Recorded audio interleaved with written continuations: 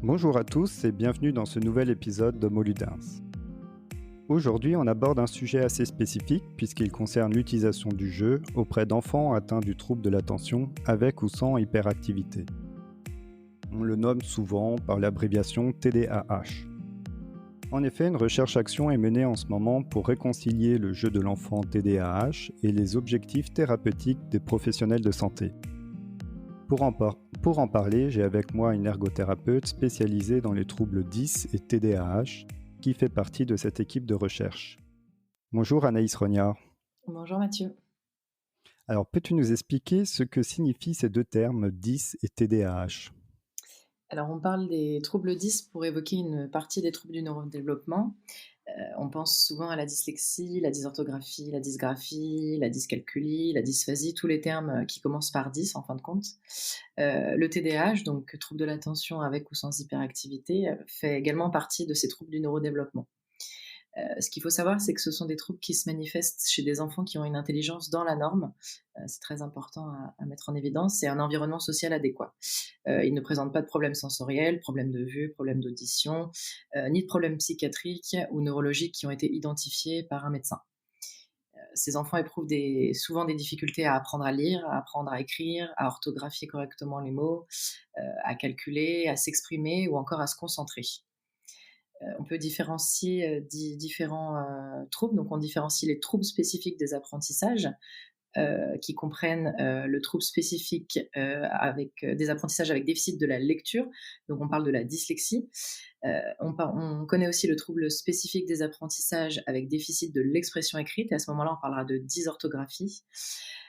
On connaît aussi le trouble spécifique des apprentissages avec déficit de calcul et on parlera de la dyscalculie.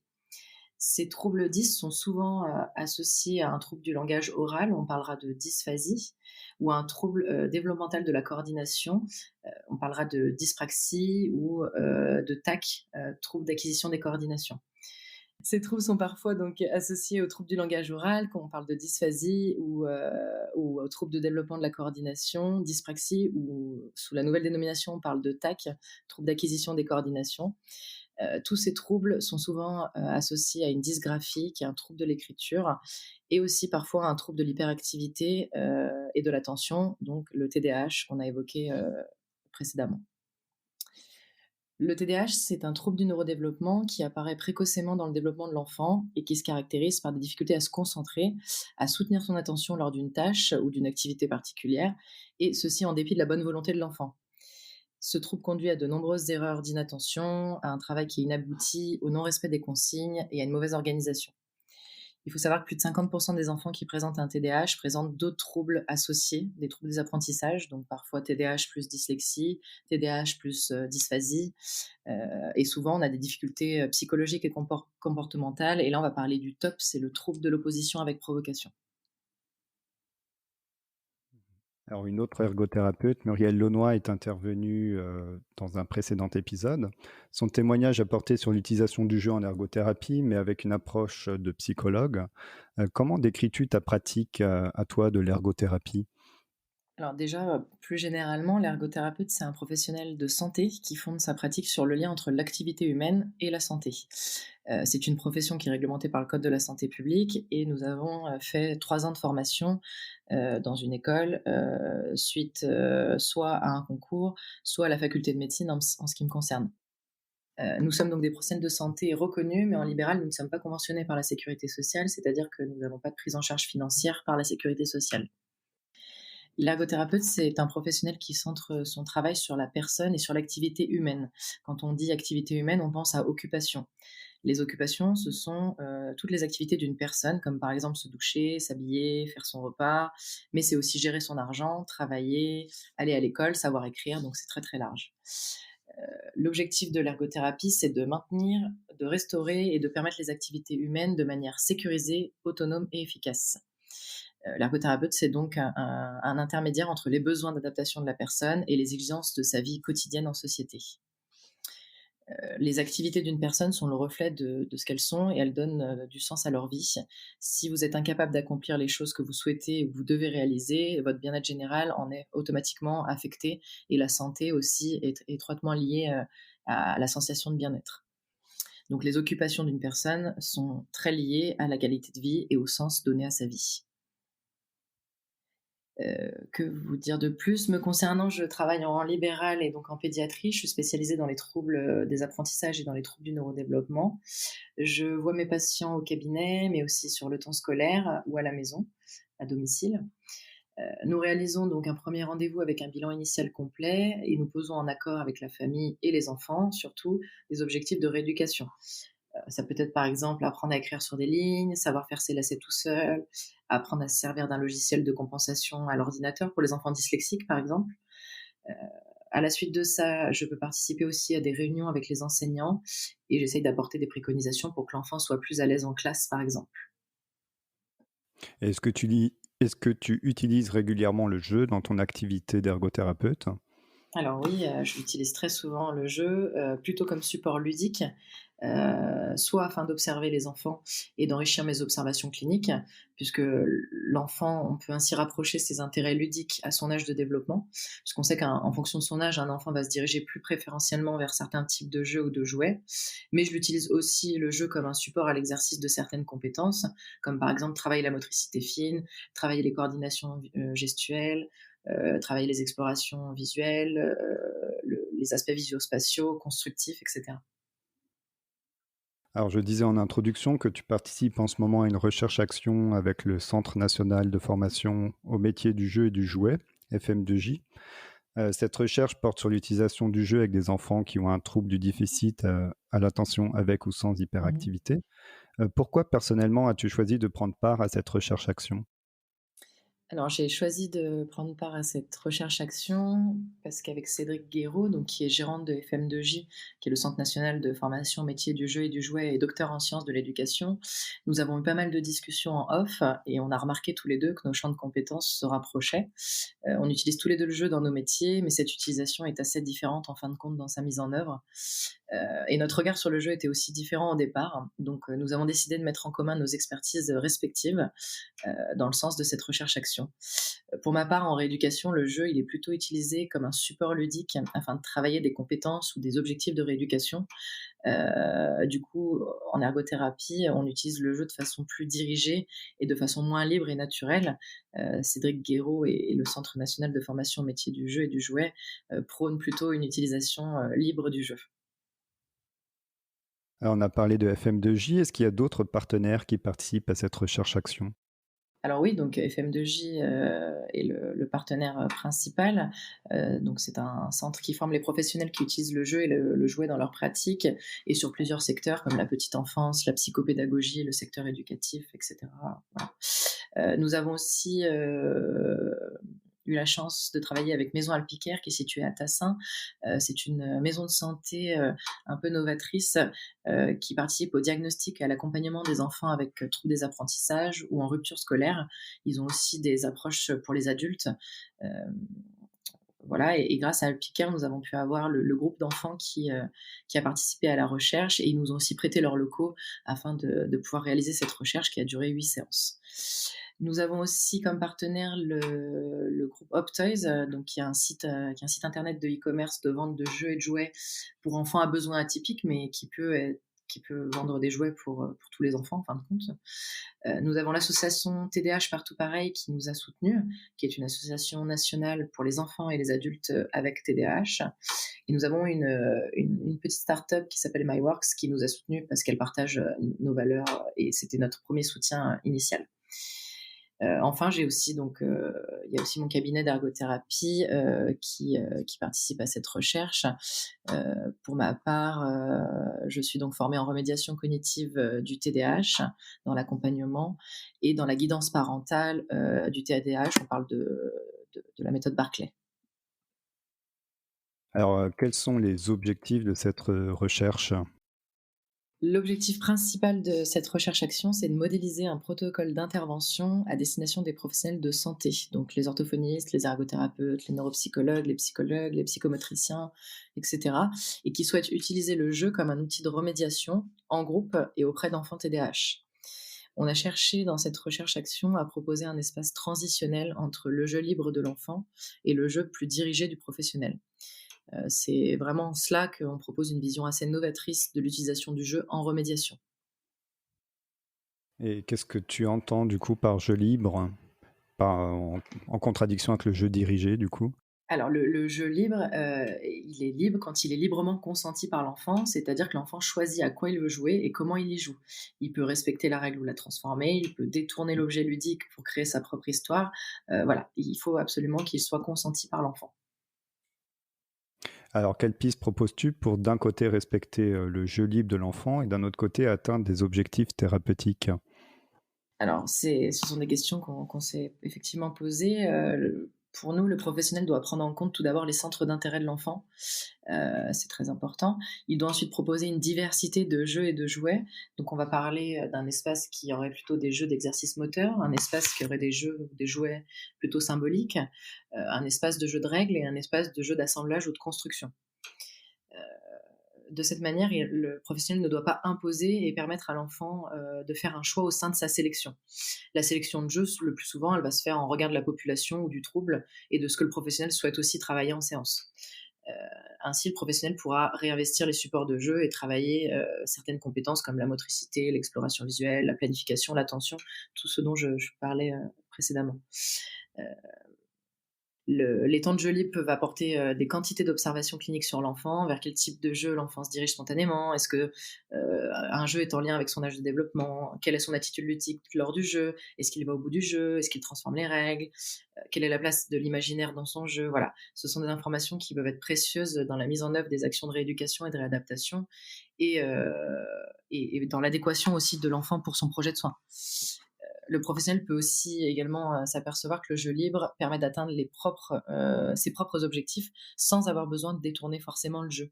En effet, nous, dans la recherche-action, on a montré que le jeu libre contribuait à une amélioration de l'attention, à une diminution de l'hyperactivité, et c'est ce qui peut correspondre tout à fait à des objectifs thérapeutiques que pourraient avoir des professionnels de santé qui accompagnent les enfants TDAH.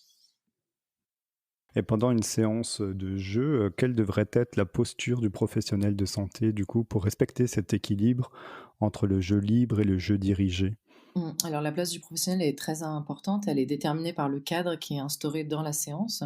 Le professionnel va tenir un rôle plus directif dans les temps d'échange et au contraire, il va tenir une place beaucoup plus distante, lors des temps de jeu libre. Il participe bien sûr à la séance, il peut tout à fait être sollicité par l'enfant pour participer à son jeu. Il peut aussi expliquer les règles si l'enfant le lui demande et inviter à jouer les enfants les plus timides. Mais en aucun cas, il ne doit dire à l'enfant comment il doit jouer, puisque sinon on n'est plus dans du jeu libre, c'est la définition que j'ai donnée plus haut. Il ne doit pas organiser non plus son jeu de manière à viser certaines compétences. On part du principe que dans le jeu libre, la sélection du jeu, des jeux et de jouets, le cadre pardon, sous-tendent déjà les objectifs comportementaux et rééducatifs. D'accord. Et alors tu parlais de l'amélioration de l'attention, la diminution de Mmh. l'hyperactivité. Est-ce qu'il y a d'autres effets, que le jeu a eu sur les enfants atteints de TDAH, que vous avez pu mettre en évidence? Oui, alors lors de la recherche, on est encore en train d'analyser les résultats, mais on a déjà pu, constater, que, dans ces séances de jeu libre, nous avons, vu une augmentation de la concentration pendant le jeu, donc les enfants se concentraient plus longtemps. On avait moins de papillonnage au fur et à mesure des séances, durant le jeu. C'est-à-dire que les enfants, changeaient moins de jeu, et restaient donc plus longtemps, sur le même jeu. On avait moins de distractions par des stimuli extérieurs au fur et à mesure des séances. Ils étaient moins distraits par les autres, moins distraits par exemple, le bruit de la rue ou des choses comme ça. On avait une baisse des comportements agités et impulsifs, qui était très, très, très présent au début et qui empêchait les enfants de jouer complètement. On a aussi vu qu'on a eu les enfants avaient une meilleure capacité à attendre leur tour dans un jeu, et surtout un meilleur respect du matériel et du jeu des autres enfants. Au début, le respect du matériel, on l'avait pas du tout. On pouvait avoir des jets d'objets, ils couraient dans la salle, ils intervenaient dans le jeu des autres, ils interrompaient les autres enfants et on a remarqué qu'on avait une amélioration de ces comportements. Est-ce que vous avez aussi identifié des faiblesses, liées au support jeu dans une séance, de rééducation? Alors, il faut surtout savoir que le support doit être adapté à l'enfant, à ses centres d'intérêt et à ses compétences surtout. S'il n'est pas adapté à ses compétences, on peut avoir une petite faiblesse de ce côté-là.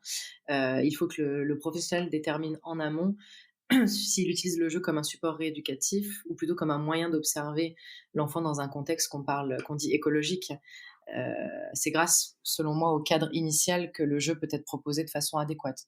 Donc c'est toute l'importance du cadre et de déterminer en amont quels vont être, les supports de jeu, s'ils sont adaptés aux compétences de l'enfant ainsi qu'au centre d'intérêt et la façon dont on va proposer le jeu à l'enfant et avec ses normalement, avec ses prérequis, il ne devrait pas y avoir de faiblesse lors d'utilisation du jeu dans une séance de rééducation.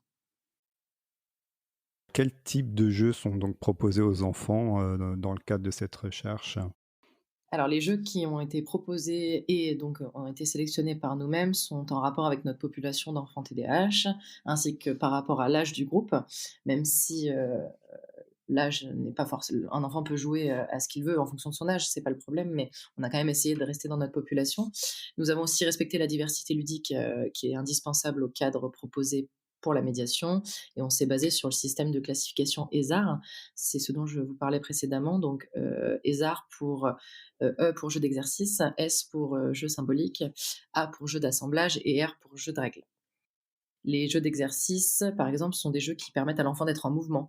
Donc, on avait proposé, par exemple, un support de motricité qui est vendu chez Optoys ou encore des mini échasses, pour que les enfants puissent, jouer tout en étant, par exemple, sur les échasses.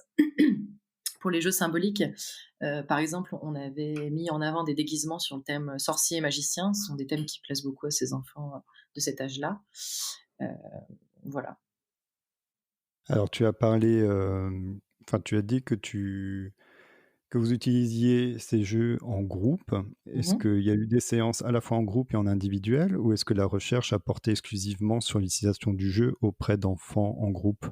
Alors la recherche, action a porté uniquement sur une médiation de groupe, mais aujourd'hui on est en train de voir si on peut pas, proposer une médiation individuelle, qui se calquerait un petit peu sur la médiation de groupe, mais, sur laquelle nous devons encore travailler. D'accord. Et alors de quelle manière se déroule la séance du coup, lorsque vous proposez un jeu à un groupe d'enfants? Alors la séance dans le cadre de la recherche action et de la remédiation de groupe, débute par un briefing avec les enfants, durant lequel nous leur proposons des outils comme une échelle de bien-être à remplir, à savoir dans quel, état d'esprit ils se trouvent, donc ils devaient, heu, entourer des smileys. Ensuite, ils participent, tous à la séance, de jeu libre durant 40 minutes, à l'aide donc d'un timer pour qu'ils puissent, s'autogérer. Cette séance est tout le temps clôturée par un débriefing et ce débriefing, sert à échanger avec les enfants. Les enfants vont pouvoir revenir sur la séance et sur les séances précédentes. On veut savoir ce qui leur a permis de bien jouer, ou au contraire de ne pas jouer ensemble, de pas bien jouer. Ces observations et les petits trucs et astuces qu'on essaye de trouver ensemble et avec les enfants, heu, peuvent être généralisés aux jeux en famille ou aux jeux à l'école ou encore dans la cour de récréation, par exemple. On parle de métacognition. Heu, Normalement, enfin ce dont on vise, c'est aider l'enfant à mieux jouer seul, à mieux jouer avec les autres, par la diminution des comportements d'inattention, d'hyperactivité, d'impulsivité, et pourquoi pas transférer, tous les petits trucs et astuces, qu'il a vus, avec, les autres enfants et les professionnels de santé à, sa vie quotidienne. Alors en parlant de trucs et astuces, est-ce que tu aurais des conseils à donner aux parents qui souhaitent utiliser le jeu avec leur enfant ayant un trouble du déficit à l'attention? Oui, alors je pense qu'il est important de favoriser la diversité ludique, il faut pas en faire trop. Souvent les parents ont tendance à acheter beaucoup de jeux. C'est important d'essayer de trouver le juste milieu. Il faut aussi connaître les centres d'intérêt de son enfant et ne pas hésiter à proposer, des jeux qu'il aime, même si ce sont des jeux qui sont parfois considérés comme trop enfantins. L'enfant TDAH a souvent tendance à se diriger vers des jeux qui sont, un petit peu en deçà de son âge réel et c'est pas un souci, hein, voilà. Je pense qu'il est aussi important de proposer du jeu symbolique, donc les déguisements, puisque c'est des jeux qu'on voit disparaître au fur et à mesure que l'enfant grandit et pourtant ça peut permettre à l'enfant de jouer certaines situations de son quotidien dans un contexte de jeu qui est fictif et donc sans atteinte sur la réalité. Et ça peut permettre d'avoir, des impacts positifs sur, les difficultés comportementales puisque l'enfant va pouvoir jouer les scènes qui l'ont peut-être touché dans la journée et le fait de les rejouer, ça permet de les revivre mais d'une manière fictive. Heu, on peut aussi proposer des petits trucs et astuces, donc comme l'utilisation d'un time timer, heu, que vous pouvez trouver sur, Optoys, mais sur aussi d'autres sites, car ce sont des enfants qui ont des grandes difficultés à se repérer dans le temps. Donc soit ils vont jouer d'une très longtemps, soit ils vont jouer d'une façon, enfin ils vont papillonner. Donc ça peut leur permettre de gérer leur temps et d'être autonomes dans leur jeu. Pour le jeu en famille, l'enfant TDAH va être en difficulté pour attendre son tour. Donc pour cela, on peut utiliser des cartes de parole ou un buzzer. Heu, Comme ça permet de matérialiser le tour de chacun. Pour les jeux de règles, faut ne pas hésiter à modifier, transformer, supprimer certaines règles. Tant que tous les joueurs sont d'accord en amont, il n'y a aucun souci à se faire plaisir et à diminuer surtout le niveau de difficulté si besoin. Bien, merci beaucoup Anaïs Rognard pour cet échange. Merci d'avoir écouté jusqu'au bout. N'oubliez pas de vous abonner et de parler du podcast autour de vous. À très bientôt!